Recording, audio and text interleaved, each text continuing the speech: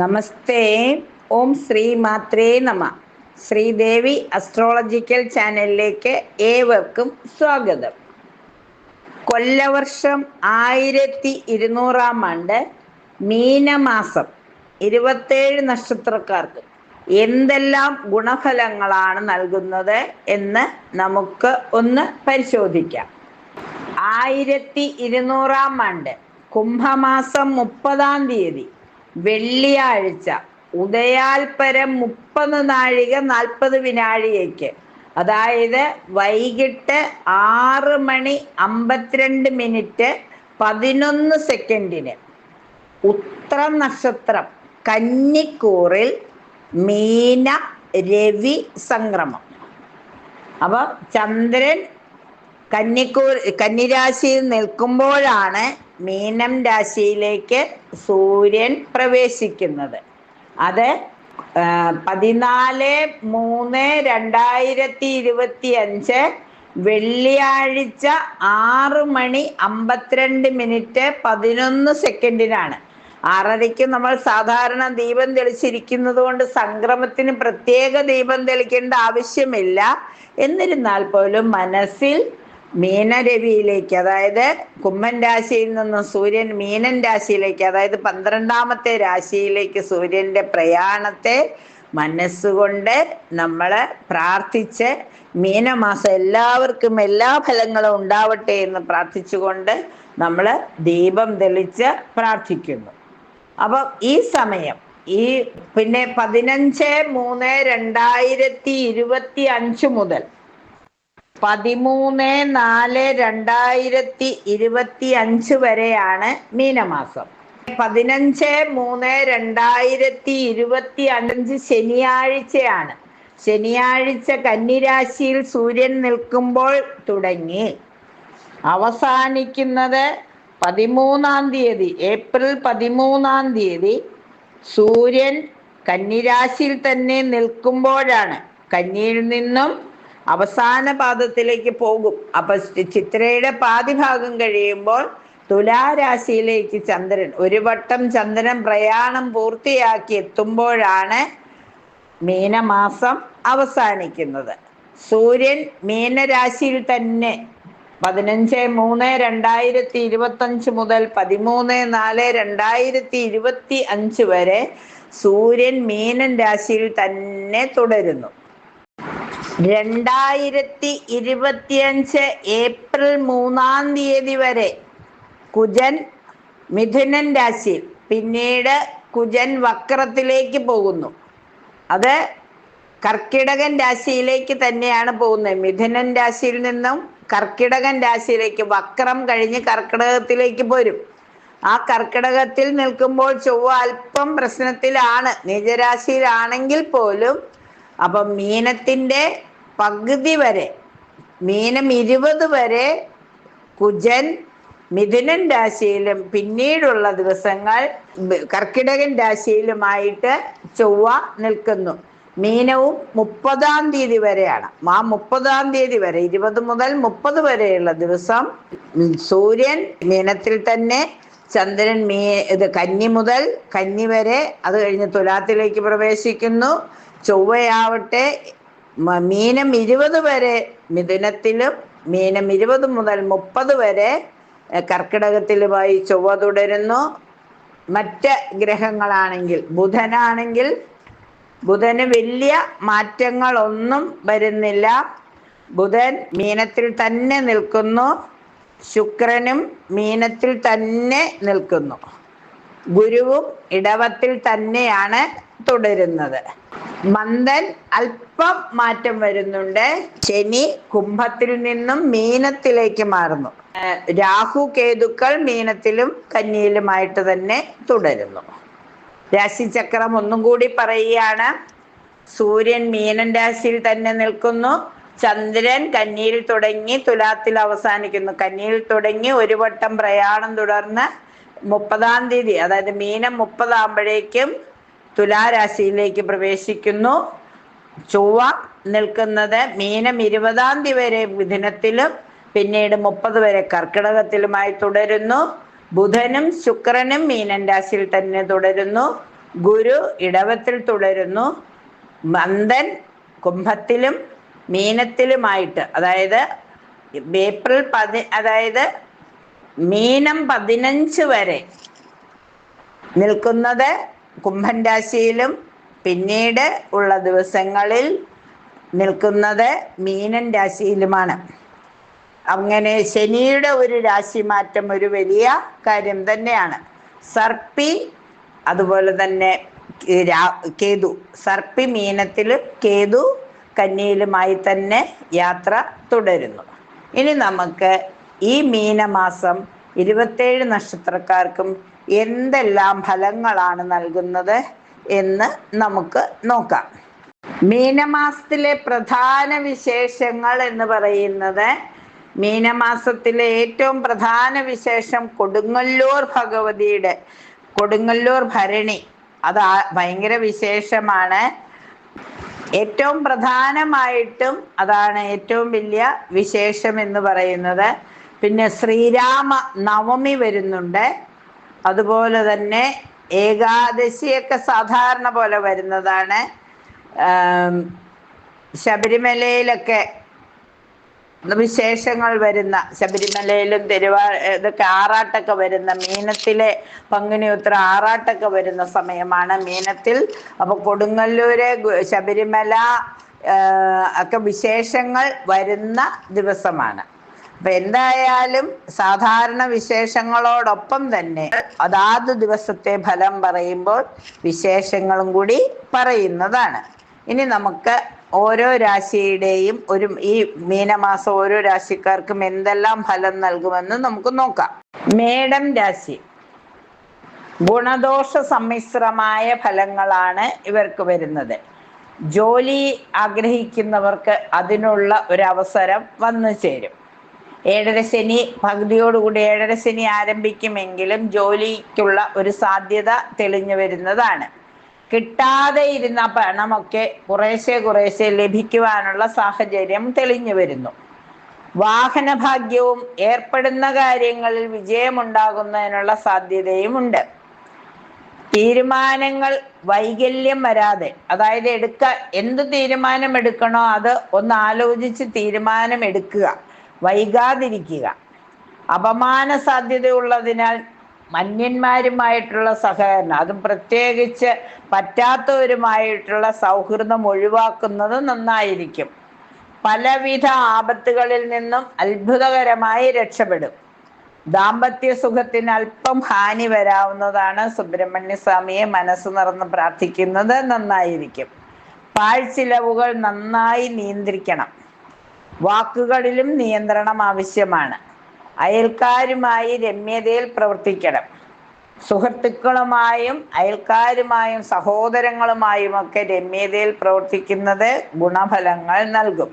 പൊതുവേ പറഞ്ഞാൽ ഭാഗ്യസൂക്താർച്ചന കഴിക്കുന്നത്, ഗണപതി ഹോമം പറ്റുമെങ്കിൽ ചെയ്യുന്നത്, അയ്യപ്പസ്വാമിക്ക് നീരാഞ്ജനം കത്തിക്കുന്നത്, രാശിനാഥനായ സുബ്രഹ്മണ്യ സ്വാമിയെ പ്രാർത്ഥിക്കുന്നതൊക്കെ ഈ മീനമാസം ഏറ്റവും ഗുണഫലങ്ങൾ നൽകുന്നതാണ്.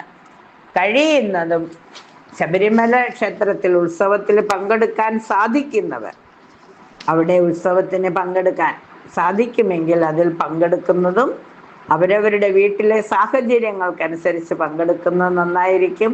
മനസ്സ് നിറഞ്ഞ് കൊടുങ്ങല്ലൂർ ഭരണിക്കൊക്കെ ദീപം തെളിച്ച് പ്രാർത്ഥിക്കുന്നത് നന്നായിരിക്കും. ഇടവൻ രാശിക്കാരെ സംബന്ധിച്ചിടത്തോളം വ്യാഴം അനുകൂലത്തിലാണ്. പകുതിയോടുകൂടി, അതായത് മീനം പകുതിയോടുകൂടി കണ്ടകശനി മാറിക്കിട്ടുന്നതോടുകൂടി അല്പം കൂടി ഒരു കർമ്മരംഗത്ത് കൂടുതൽ സന്തോഷവും സമാധാനവുമൊക്കെ വരും. മേലധികാരികളിൽ നിന്ന് വന്നിരുന്ന ആ ഒരു ബുദ്ധിമുട്ടുകളൊക്കെ ഒഴിഞ്ഞു കിട്ടുന്നതാണ്. വിവാഹ കാര്യങ്ങളിലും പ്രണയത്തിലുമൊക്കെ ഉണ്ടായിരുന്ന തടസ്സങ്ങളൊക്കെ ഒന്ന് മാറിക്കിട്ടും. കുടുംബത്തിലെ അനാവശ്യ തർക്കങ്ങളൊക്കെ മാറിക്കിട്ടും. ആരോഗ്യനിലയിൽ മാത്രം അല്പം ശ്രദ്ധ ആവശ്യമാണ്. തർക്കങ്ങള്, ജാമ്യം, മധ്യസ്ഥത ഇവയ്ക്കൊക്കെ ഒന്നിലും പങ്കെടുക്കണ്ട എന്ന് തീരുമാനിച്ചിരുന്നെങ്കിൽ ഇനിയിപ്പോൾ ആ ഒരു മീനം 15 കഴിയുമ്പോൾ എല്ലാ കാര്യത്തിലും ചെറുതായി ഇടപെടുകയും ഈശ്വരാധീനം വർദ്ധിപ്പിക്കുകയും ചെയ്യാം. വിദ്യാർത്ഥികൾക്കാണെങ്കിൽ ശുഭപ്രതീക്ഷയോടെ മുന്നോട്ട് പോകുവാനുള്ള ഒരു സാഹചര്യം വന്നു ചേരും. ബന്ധുസഹായവും ആത്മമിത്രങ്ങളുടെ സഹായവും ഒക്കെ ലഭിക്കും. തൊഴിലില് സ്ഥാനചലനം വരാതിരിക്കാൻ പ്രത്യേകം ശ്രദ്ധിക്കണം. 15-ാം തീയതി കഴിഞ്ഞ് വരുന്ന സ്ഥാനചലനം നല്ലതാണ്. അതിനു മുമ്പ് വരാതിരിക്കാൻ, മേലുദ്യോഗസ്ഥരുടെ അപ്രീതി സമ്പാദിക്കാൻ കുറച്ച് ശ്രദ്ധിക്കുന്നത് നന്നായിരിക്കും. രാശിനാഥയായ മഹാലക്ഷ്മിയെ പ്രാർത്ഥിക്കുന്നതോടൊപ്പം ഹനുമാൻ സ്വാമിയെ കൂടി പ്രാർത്ഥിക്കുമ്പോൾ എല്ലാം മംഗളമായി ഭവിക്കുന്നതാണ്. ശാസ്താക്ഷേത്രത്തിൽ മീനത്തിൽ ഉത്രത്തുനാളില് നീരാഞ്ജനം കത്തിക്കുന്നത്, നെയ്വിളക്ക് തെളിക്കുന്നത്, കൊടുങ്ങല്ലൂർ ഭരണി നാളിൽ അമ്മയ്ക്ക് ദീപം തെളിച്ച് പ്രാർത്ഥിക്കുന്നത്, അതുപോലെ വിശേഷപ്പെട്ട ദിവസങ്ങളിലെല്ലാം അതാത് ദേവതയുമായി ബന്ധപ്പെട്ട പ്രാർത്ഥനകൾ നടത്തുന്നതൊക്കെ ഗുണഫലങ്ങൾ വർദ്ധിപ്പിക്കും. മിഥുനം രാശി. മിഥുനക്കൂറുകാരെ സംബന്ധിച്ചിടത്തോളം ധനപരമായി അല്പ ഗുണം വന്നു ചേരുന്ന സമയമാണ്. 7-ാം ഭാവത്തിലേക്ക് അല്ലെങ്കിൽ 10-ാം ഭാവത്തിലേക്ക് പകുതിയോടുകൂടി കണ്ടകശനി വന്നു ചേരുന്നത് കൊണ്ട് ലോട്ടറി ഭാഗ്യത്തിനൊക്കെ സാധ്യത. മീനം 15 വരെയുള്ളൂ. അത് കഴിഞ്ഞാൽ അല്പം തടസ്സങ്ങളൊക്കെ വരാം. കർമ്മരംഗത്ത് നല്ല ശ്രദ്ധ ആവശ്യമാണ്. പുതിയ പദ്ധതികൾ ആലോചിച്ചിട്ട് വേണം തുടങ്ങുവാന്. മറ്റുള്ളവരുടെ അഭിപ്രായങ്ങൾ മാനിച്ചിട്ട് വേണം കാര്യങ്ങൾ ചെയ്യുവാൻ. എതിരാളികളോട് മത്സരത്തിന് പോവാതെ ഒതുങ്ങി നിൽക്കുന്നതാണ് നല്ലത്.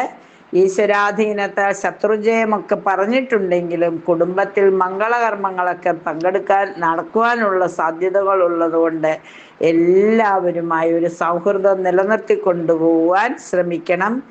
ഏത് കാര്യവും വേണ്ടപ്പെട്ടവരോടുകൂടി ആലോചിച്ച് എന്നിട്ട് നടത്തുക. ആലോചിച്ച് നല്ല തീരുമാനത്തിലെത്തിയതിന് ശേഷം മാത്രം നടപ്പിലാക്കുവാൻ ശ്രമിക്കുക. അനാവശ്യ വാഗ്ദാനങ്ങളൊക്കെ ഒഴിവാക്കി ഉദ്യോഗത്തിൽ ഉയർച്ചയും കച്ചവടത്തിൽ വിജയവും കലാകാരന്മാർക്ക് കൂടുതൽ അവസരങ്ങളും ഒക്കെ വന്നു ചേരും. നഷ്ടപ്പെട്ടു എന്ന് കരുതിയിരുന്ന ഫലം അല്പസ്വല്പം ലഭിക്കുന്നതിനുള്ള സാധ്യതയും കാണുന്നു.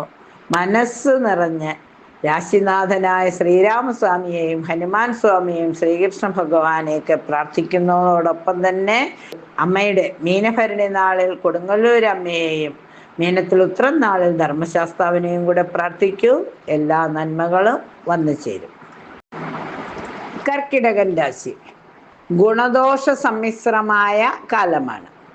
രഹസ്യ ഇടപാടുകൾ, അസമയത്തെ യാത്രകൾ ഇവയൊക്കെ ഒഴിവാക്കുന്നത് നന്നായിരിക്കും. ആരോഗ്യകാര്യങ്ങളിൽ വളരെ ശ്രദ്ധ വേണം. ജാമ്യം, മധ്യസ്ഥത, സാക്ഷിപറയൽ ഇവയിൽ നിന്നൊക്കെ ഒഴിഞ്ഞു നിൽക്കണം. ബന്ധുക്കളുടെയും ആത്മാർത്ഥ സുഹൃത്തുക്കളുടെയും താക്കീതുകൾ അവഗണിക്കരുത്.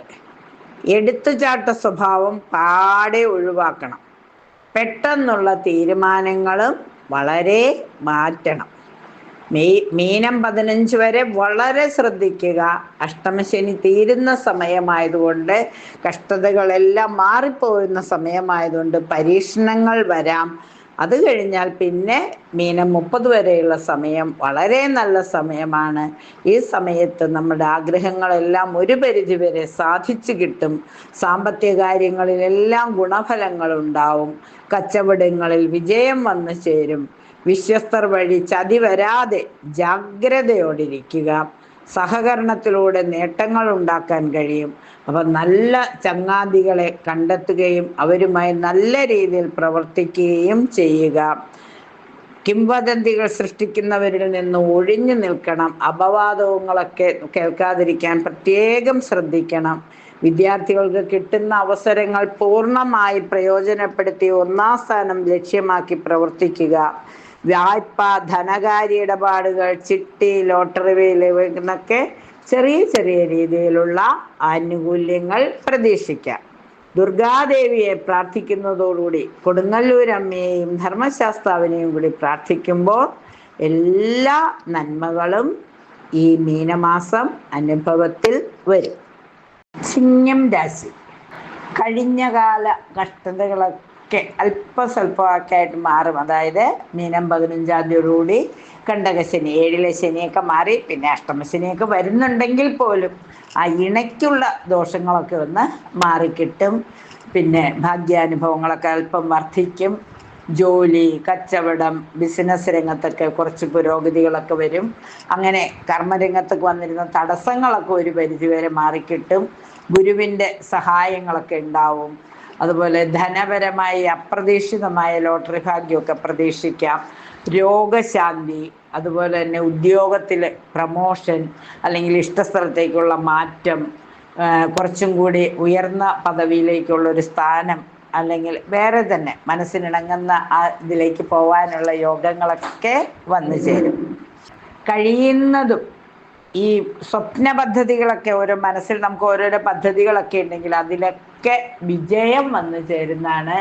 എല്ലാ കാര്യങ്ങളിലും മുന്നിട്ടിറങ്ങി വിജയിക്കുവാനുള്ള സാധ്യതകൾ വന്നു ചേരുന്നതുകൊണ്ട് രാശിനാഥനായ സൂര്യഭഗവാനെ പ്രാർത്ഥിക്കുന്നതോടൊപ്പം മംഗല്യ തടസ്സമൊക്കെ മാറിക്കിട്ടുന്നതിനായി ശരിക്കും ദുർഗാദേവിയെ കൂടെ പ്രാർത്ഥിക്കുമ്പോൾ എല്ലാം മംഗളമായി ഭവിക്കും.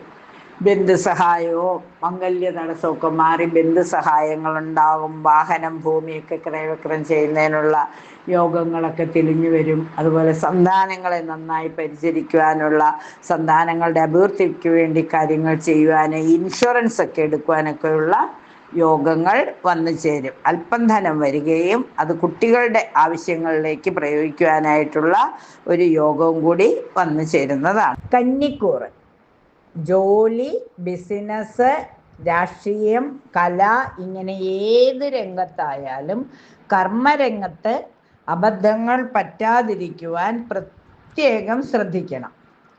അതായത് കുടുംബത്തിലായാലും സൗഹൃദത്തിലായാലും നിലനിൽക്കുന്ന തെറ്റിദ്ധാരണകളെല്ലാം മാറണം. ശത്രുശല്യം ഉണ്ടെങ്കിൽ അതൊക്കെ മാറ്റുന്നതിനായി ഗണപതി ഭഗവാനെ പ്രാർത്ഥിക്കുന്നത്, അതുപോലെ തന്നെ ഗണപതി ഹോമം കഴിക്കുന്നതൊക്കെ വളരെ നന്നായിരിക്കും. അതുപോലെ തന്നെ ക്ഷമയോടെ ബുദ്ധിപൂർവം ശത്രു ജയത്തിനായി പ്രാർത്ഥിക്കുക. അതിനായിട്ടുള്ള ശ്രമങ്ങൾ ഓരോന്നായി ചെയ്യുകയും ചെയ്യുക. ശത്രുവിനെ മനസ്സിലാക്കി ശത്രുവിനെ കീഴ്പ്പെടുത്തുന്നതിന് വേണ്ടി പ്രത്യംഗരാ മന്ത്രം ജപിക്കുന്നത്, പ്രത്യംഗരാ ദേവിയെ പ്രാർത്ഥിക്കുന്നത്, നാളികേരം മുട്ടിറക്കുന്നതൊക്കെ വളരെ ഗുണഫലങ്ങൾ നൽകും. കുടുംബത്തിൽ സമാധാനം നിലനിർത്തുവാനായി എപ്പോഴും മുൻകൈയെടുത്ത് പ്രവർത്തിക്കുന്നത് നന്നായിരിക്കും.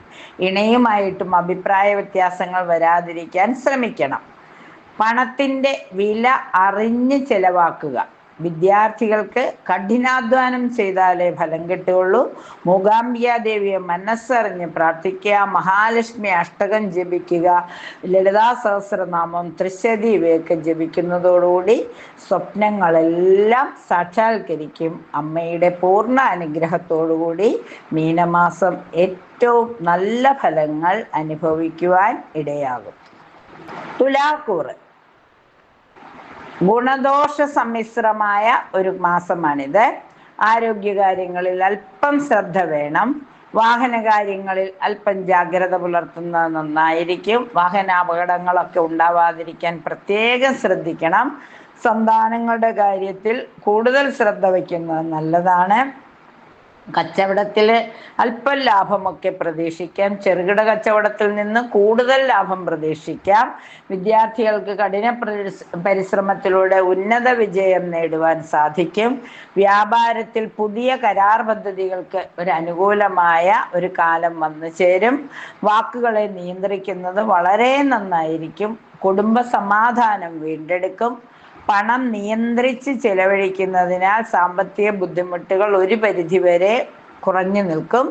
സൗഹൃദങ്ങളിൽ നിന്നും ചതി വരാതിരിക്കാൻ പ്രത്യേകം ശ്രദ്ധിക്കുക.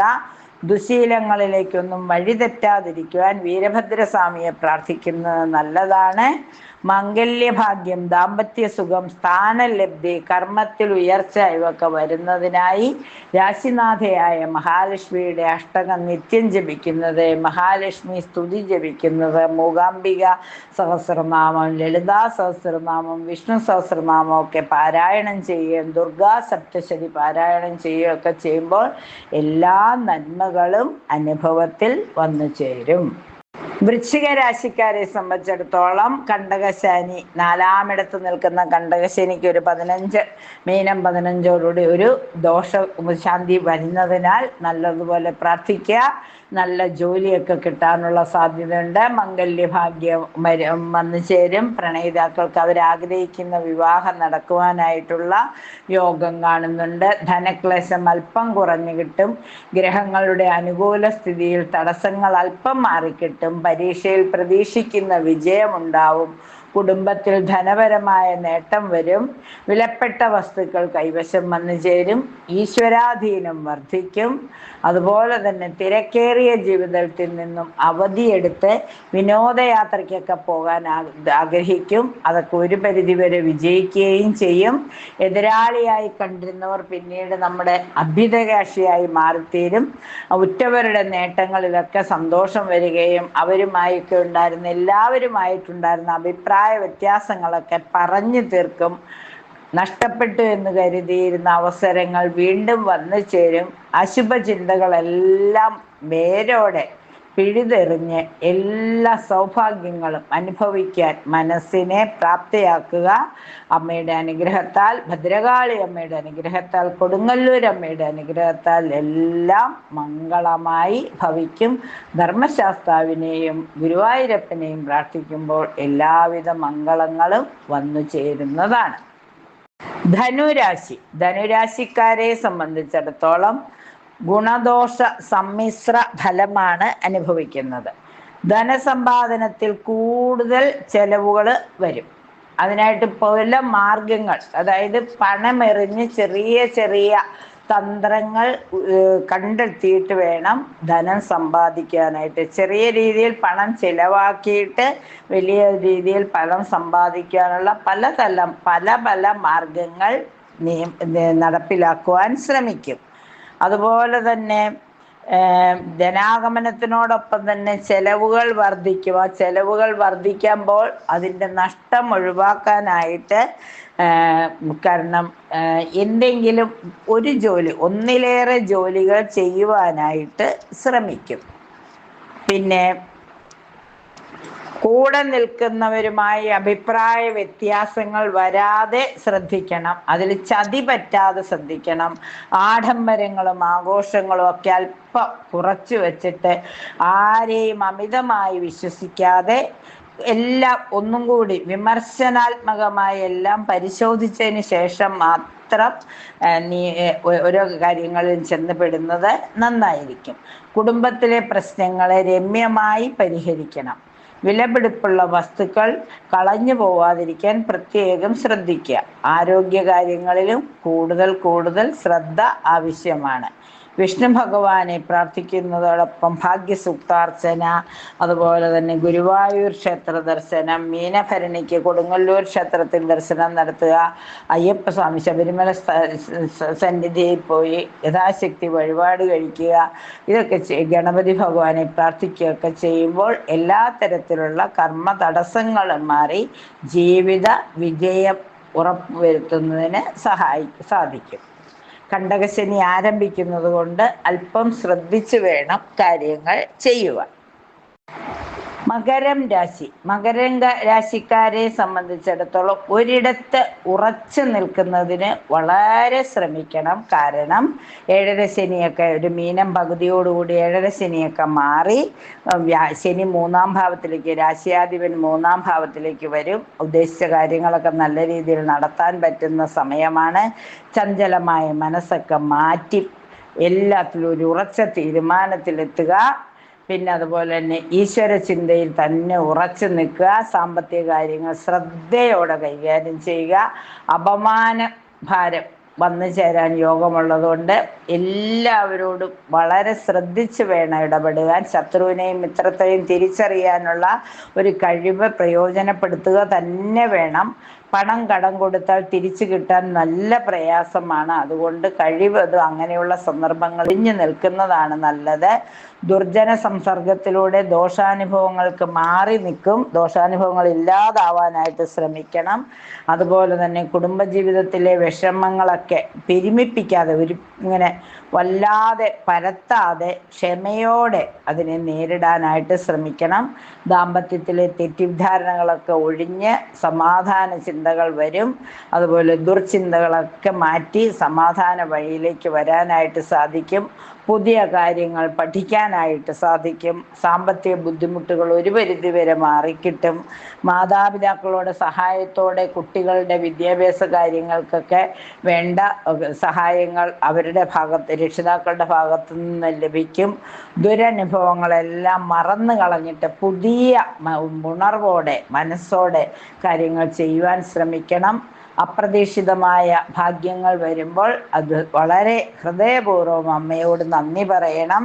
വാദം, പ്രമേഹം ഒക്കെ ഉള്ള പ്രമേഹ രോഗികൾക്ക്, വാതരോഗികൾക്കൊക്കെ അവരുടെ ആരോഗ്യകാര്യത്തിൽ കൂടുതൽ ശ്രദ്ധ വരുത്തണം. ടെൻഷനൊക്കെ വരുത്തി പ്രമേഹം അധികമാവാതിരിക്കാൻ പ്രത്യേകം ശ്രദ്ധിക്കണം. മറ്റുള്ളവരുടെ അനാവശ്യ ആവശ്യങ്ങൾ നിറവേറ്റാൻ ശ്രമിച്ച് കടക്കിടിയിൽ ചെന്ന് പെടരുത്.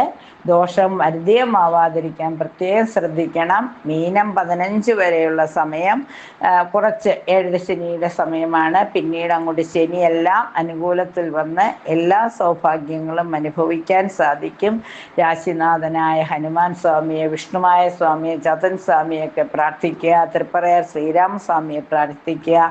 അതുപോലെ തന്നെ ഗണപതി ഭഗവാൻ യഥാശക്തി വഴിപാടൊക്കെ കഴിക്കുമ്പോൾ കൊടുങ്ങല്ലൂർ മീനഭരണിക്കും ഗുരുവായൂരും ഒക്കെ ദർശനം നടത്തുമ്പോൾ എല്ലാ ഗുണഫലങ്ങളും പൂർണ്ണമായും അനുഭവത്തിൽ വരുന്നത്. കുംഭം രാശി. കുംഭൻ രാശിക്കാരെ സംബന്ധിച്ചിടത്തോളം കുടുംബജീവിതത്തിൽ എല്ലാവിധ സൗഭാഗ്യങ്ങളും അനുഭവിക്കാൻ സാധിക്കും. ജന്മശനി മീനം 15 മാറിക്കിട്ടും. പിന്നീട് ഏഴരശനിയുടെ അവസാന പാദത്തിലേക്ക് പോകുമ്പോൾ കഷ്ടതകളുടെ ഒരു അളവ് കുറഞ്ഞു കിട്ടും. വിദ്യാർത്ഥികൾക്ക് പഠനത്തിൽ പുരോഗതി ഉണ്ടാകും. മത്സര പരീക്ഷയിൽ നേട്ടങ്ങൾ ഉണ്ടാകും. ഉന്നത വിജയത്തിനുള്ള സാധ്യതകൾ തെളിഞ്ഞു വരും.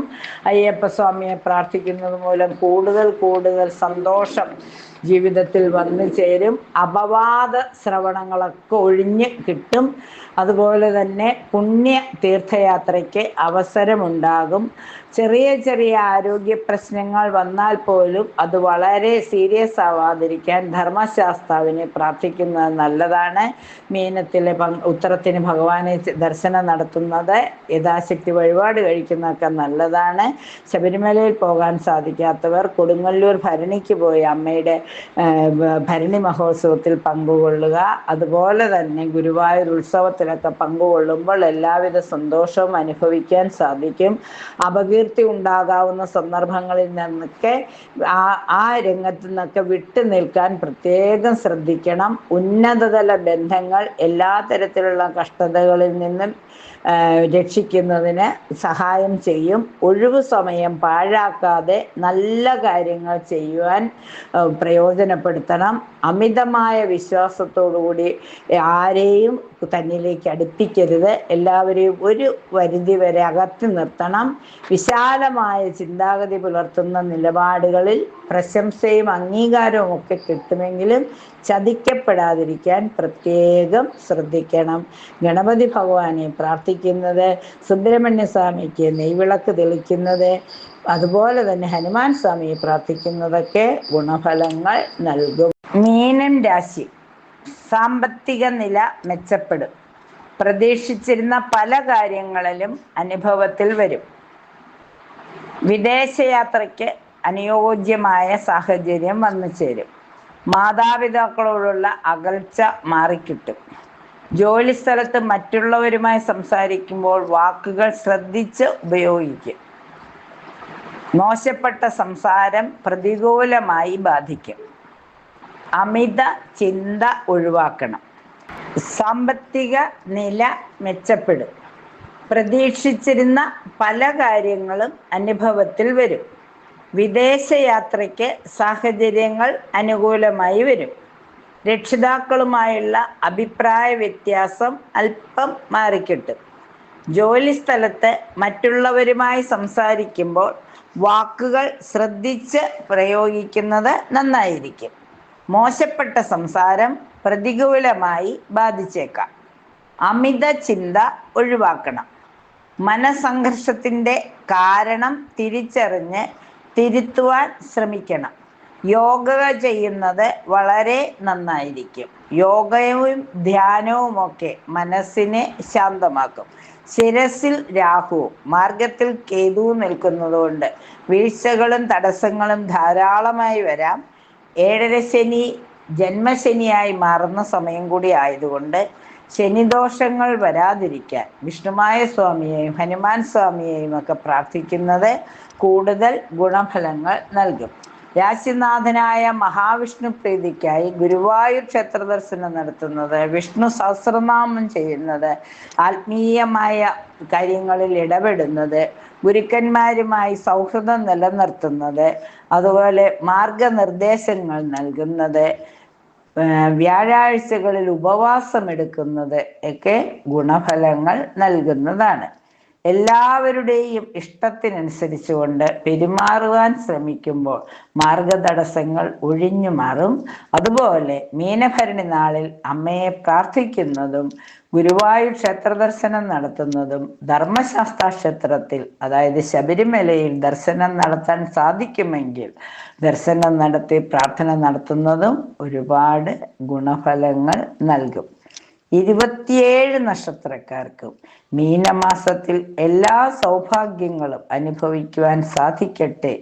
ആഗ്രഹിക്കുന്ന രീതിയിൽ ജീവിതം മുന്നോട്ട് കൊണ്ടുപോകാൻ അമ്മയുടെ അനുഗ്രഹം എല്ലാവർക്കും ഉണ്ടാകട്ടെ എന്ന് ആശംസിച്ചുകൊണ്ട് നിർത്തുന്നു. നന്ദി, നമസ്കാരം.